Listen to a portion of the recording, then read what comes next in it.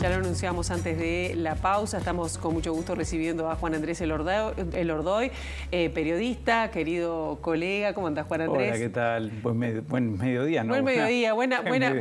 Como si estuviéramos grabado, buena mañana. Lo que pasa es que antes estábamos recordando el tiempo que hace que nos conocemos, ¿no? Pero bueno, coincidiendo en algunos medios de comunicación. Pero ahora él viene porque es director de Neptuno Podcast, idea original de Supervivientes en la Odisea de los Andes, en momentos que se cumplen, yo lo digo así, pero son 50 años, medio siglo de una historia que sigue conmoviendo, porque yo realmente ayer estaba viendo, mirá, El Mundo, El País de Madrid, bueno, de Argentina ni que hablar, una historia que todavía nos sigue movilizando, ¿no? El mundo sigue mirando a Uruguay y a Chile, pero Uruguay, porque son historia de uruguayos, obviamente, lo recuerdan y lo traen y lo ponen en los medios de comunicación, y eso es lo que de alguna manera lleva a mucha gente a hacer películas, a hacer escribir libros, sí, bueno, en este caso hacer podcast también. Eso, han surgido libros que, bueno, en los últimos años de los familiares de quienes no sobrevivieron, ¿no? Que también ha sido como una historia muy interesante. Sí. Y ustedes utilizan una nueva herramienta para dar a conocer esta historia, ¿no? ¿Cómo se plantearon esta iniciativa que, como ya decía antes, 8 meses de trabajo, por lo menos? La idea debe ser más larga, ¿no? Sí, yo te diría que 18 meses capaz, ¿eh? 8 meses con 8 meses con la tarea posta. Pero arranca con una historia, arranca con estos diarios que nos acompañan acá, que son parte de la historia familiar, que efectivamente un día me encontré, mi abuelo, quién sabe, mi abuela en ese momento me dijo un día, por favor, sacá las cosas de tu abuelo, las cosas que estaban allí. Y yo empecé a agarrar diarios y empecé a encontrar diarios y me encontré con una cinta. Y resulta que me encuentro con esa cinta y un día trabajando yo en Sarandí la digitalizo y descubro que había una conferencia de prensa y descubro que estaba la conferencia de prensa de los Andes. Y yo digo, esto en algún momento voy a hacer algo con esto porque es una reliquia ciertamente. Y bueno, ahora se cumplieron 50 años y dije, bueno, esto es el momento para hacer un homenaje de los 45, que es el encare de todos. Sí. Y por eso tenemos todas las voces en este podcast, con mucho respeto. ¿Y por qué podcast? ¿Por qué elegiste eso? Podía haber sido... Porque creo mucho en el sonido, creo mucho en el audio, creo mucho en los documentos, en los documentales sonoros. El podcast, estamos metidos en este mundo desde hace bastante poco tiempo. Uruguay no es un país desarrollado en esto por ahora, sí lo es Estados Unidos, sí lo es México, Colombia en América Latina, Europa, pero bueno, es algo nuevo, hay mucha gente que todavía no sabe lo que es un podcast. Es verdad. Es escuchar como las historias.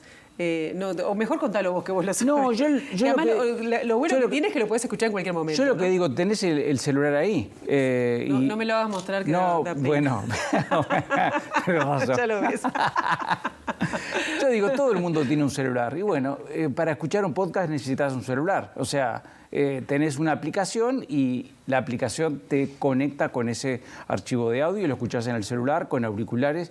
En fin, es una cosa muy íntima, una escucha muy íntima, no es algo colectivo, no es como para ir al cine, aunque uno va al cine, ve una película y efectivamente allí está con otros, está uno conectado. Esto es todavía más íntimo y realmente el hecho de tener el sonido como una conexión, el resto lo pone uno con la mente, imaginando ciertamente, para mí es muy potente. Sí, yo pude escuchar el primer capítulo y realmente impacta, ¿no? ¿Y por qué esa elección que tú decías que me parece muy significativa, bien importante, de las 45 personas que murieron? Digo que murieron, no, algunas de las cuales la mayoría murió en ese accidente, ¿no? Nosotros, por ejemplo, dentro de la curaduría, dentro del equipo está María del Carmen Perrie, la mencionás, es sobrina de Marcelo Pérez del Castillo, que falleció, el capitán del equipo. Ella hace la curaduría de los guiones y tiene la sensibilidad de los que no sobrevivieron, de los que no están. Entonces nos parecía importante justamente no centrarnos en ninguna parte de la historia y poder contar justamente todo lo que pasó allí o tratar de aproximarnos efectivamente a eso. Por eso es importante. Hay narrador, ¿no? Porque obviamente que están las voces de los que sobrevivieron, de los 16. ¿Cómo encararon los que quedaron en la cordillera? ¿Cómo encaramos? Claro, ¿cómo encararon esa presencia por la voz del narrador, que además está hecho por un querido colega también, sí, Nano Fole? El narrador es Nano Fole, participa Alejandro de Barbieri, son los dos pilares de este podcast.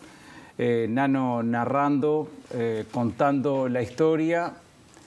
Hay conexiones que habla en primera persona, Nano. Él habla en primera persona porque es parte también de la historia. A ver si podemos escuchar ahí. Bueno, no tiene audio en esta parte, bien. Sí. Decías, Nano tiene, como sí está vinculado con una historia personal. Tiene una historia personal. Lo conocía, además. Era conocido, amigo, le gustaba el rugby, o sea, ahí hay una conexión directa. La otra es Alejandro de Barbieri, psicólogo, conferencista, que desde un punto de vista también hace aportes hablando de la resiliencia, hablando de la superación, hablando del dolor, hablando del duelo, una serie de cosas que, más allá de la historia que pasó por estas 45 personas y sus familias, ¿no? Ciertamente es algo que conecta y la idea es rescatar esto mismo, que no es exclusivo hoy de nadie, es una historia humana, es una historia de la humanidad también y que da aprendizajes 50 años después. Es verdad, y a veces se dice que quizás en Uruguay no se lo valora bastante o a lo que pasó, valoran en el sentido de cómo han sido mirados desde otros países y no tanto desde Uruguay, ¿no? Quizás por donde vivían o provenían la mayoría de estos chicos, ¿no? Sí, sí, esta gente de Carrasco, el foco puesto en el barrio Carrasco, los carrasquitos. Ayer escuchaba a Carlitos Páez hacer referencia a eso también. Es algo sabido. Nosotros, con el uso de las redes, el hecho de tener una producción de un podcast a nivel latinoamericano, se ha lanzado en una plataforma que es Podimo, ciertamente vemos que hay mucho respeto de muchas comunidades, de mucha gente de otras partes de América, pero en el caso de Uruguay, ahí la cosa no es tan clara. La cosa claramente está partida. Eso es una realidad. O sea, es una realidad que lo estamos viendo notoriamente, ¿no? Juan Andrés, ¿cómo eligieron el punto de la narración? Yo no sé si podemos estar mirando acá. Esto es realmente esto es una joya, ¿no? Estas tapas. ¿Cómo definieron el punto de la narración? El darle emoción, el contar sin caerse a un lado que pueda ser demasiado, digamos, sensacionalista o emotivo, que pueden también llegar a generar, ¿no? Porque hay mucha gente involucrada directamente. Yo creo que de los lados, del lado de los sobrevivientes y del lado de los fallecidos, de las víctimas. Entonces, creo que hay, por ejemplo, yo mencionaba a María del Carmen Perrier, que participó en la curaduría de los guiones. Hubo partes que nosotros, yo particularmente desde la ignorancia o desde la lejanía, aparentemente, seleccioné algunas cosas para poner y María del Carmen me decía, no, esto no, esto no, porque, o sea, daba su opinión de familiar de fallecido, ¿no? Entonces creo que la sumatoria de todos los aportes dan un producto equilibrado, respetuoso, con aprendizajes. Son 7 episodios. Son relativamente cortos, además, ¿no? El primero es el más corto, que son 13 minutos, el último son 22 minutos. El último son sobrevivientes y familiares de los que no sobrevivieron que hablan a 50 años.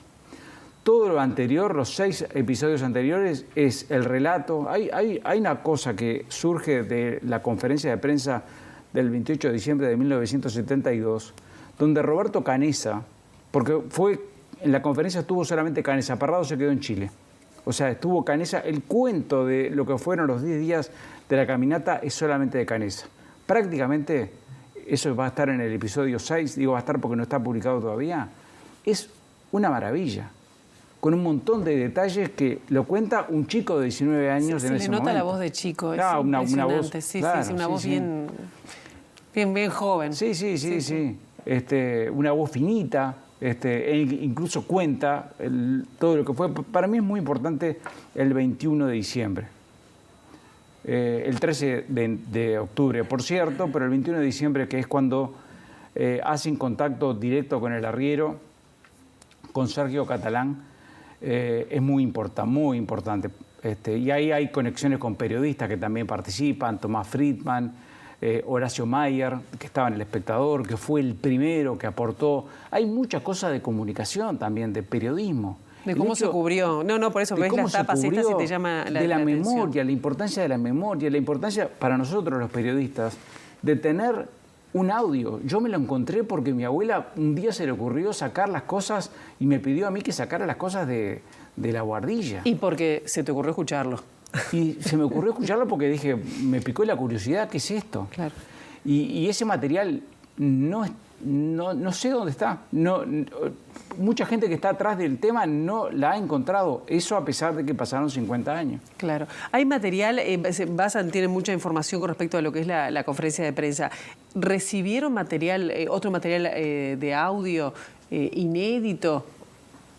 No. ¿Y material actual? No, es todo material histórico. O sea, hay testimonios actuales, Hay ¿no? testimonios actuales. Yo qué sé, por ejemplo, Roberto Canessa, que lo entrevistamos hace algunas semanas. Claro, son historias que se repiten, ¿no? Uno de repente escucha en entrevistas cosas que yo digo, pero yo esto en el podcast lo tenemos tal cual. O sea, claro, repiten una y otra vez y no hay ningún movimiento. Roberto Canessa... ¿En qué sentido? Ahí va. Roberto Canessa, cuando yo lo entrevisto en el Hospital Italiano hace algunas semanas, claro, le empiezo a preguntar por el día de hoy, ¿cómo? Y me dice, no vas a preguntar nada del accidente. ¿Y qué te voy a preguntar si ya tenemos todo? Ya he sabido todo. Ah, gracias. Porque no hay... Eso podrían preguntarle a él, pero me parece una visión interesante, ¿no? El tema de apropiarse del pero proyectar hacia el futuro. Y no quedarnos solamente. Por ejemplo, este producto obviamente recoge lo que ocurrió. Los 72 días en la montaña, los 10 días de la caminata, que es algo increíble. Cuando escucharon además que se suspendía la búsqueda, eso es terrible, me eriza hasta el día de hoy. Y los decidió salir. Roy Harry, por ejemplo, que es el responsable, no voy a decir el responsable, es un responsable, un actor protagónico en toda la historia, porque es estudiante de ingeniería, se pone a armar la radio, es de alguna manera la conexión. Cuando hablamos con él, hace unas semanas, estamos hablando de algo que pasó hace 50 años, y Roy se emocionó de recordar, porque es la recordación de cosas que están en algún lado. No, te quedan en la piel, no quedan en vivencias como esas, ¿no? Roy, en la piel de cualquiera, porque yo creo que todos los uruguayos, yo era muy chiquita, ¿no? Pero ver ponerme en la piel de esos chiquilines que se quedaron allí en la montaña. Totalmente, totalmente. Tremendo. Hay historias de 16. Roy Harley, por ejemplo, no hace mucho tiempo, soñaba con canillas de agua. Con canillas de agua. Todo el mundo habla del hambre, cosa que ya es sabida la historia. Pero muy importante, tan o más importante, era la sed. Sí, sí. Ahora tenemos el audio, podemos ir escuchando un trocito, un fragmento de lo Buenísimo.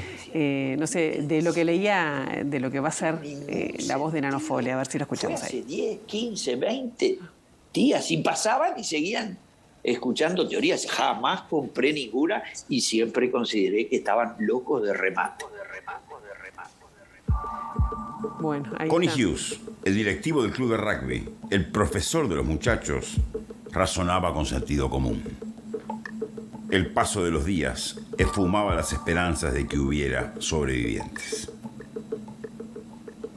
Bien, ahí tenemos a Nano Fole, una voz conocida. Bueno, saludo a Nano también y a Alejandro de Barbieri, que también hace un trabajo bien interesante, ¿no? Poniéndonos como en contexto un poco más amplio, una mirada de análisis y para entender lo que vivían, ¿no? Por ahí apareció el sonido, me pareció escuchar el sonido de la conferencia de prensa donde Canessa dice: nosotros nos caímos en la montaña y al otro día pensamos que nos iban a buscar. Sí. O sea, nunca se prepararon, se empezaron a preparar a los 10 días. O sea, pasaron 10 días en la montaña esperando que lo vinieran a buscar en helicóptero, que era una opción, o caminando, y empezaron hasta que escucharon en la radio. Y la radio, las comunicaciones ahí, claro, no es como el día de hoy, ¿no? No hay un grupo de WhatsApp, no había un grupo de WhatsApp. Era escuchar en la radio y, bueno, a partir de ahí se construye toda una serie de aprendizajes que hoy creo que quedan para todos. ¿Verdad que sí? Yo te quería preguntar, porque ya tenemos que ir cerrando, pero vos te estás metiendo bastante con lo que es el mundo del podcast, ¿no? Y además usaron una plataforma que no es la más conocida, por lo menos acá uno puede llegar a pensar Spotify y tal. ¿Cómo ves ese crecimiento de esta industria que también acá en Uruguay se están empezando a meter? A ver, Podimo es una empresa que nació en 2019. Es una empresa que nació en Dinamarca y se instaló en América Latina en diciembre pasado. O sea, está dando sus primeros pasos. Tiene algunas semanas, pero ciertamente está dando los primeros pasos. El podcast es una alternativa, una potencia en desarrollo. Yo lo diría así. En Estados Unidos es muy alta la escucha que hay de podcast. En América Latina no ocurre así.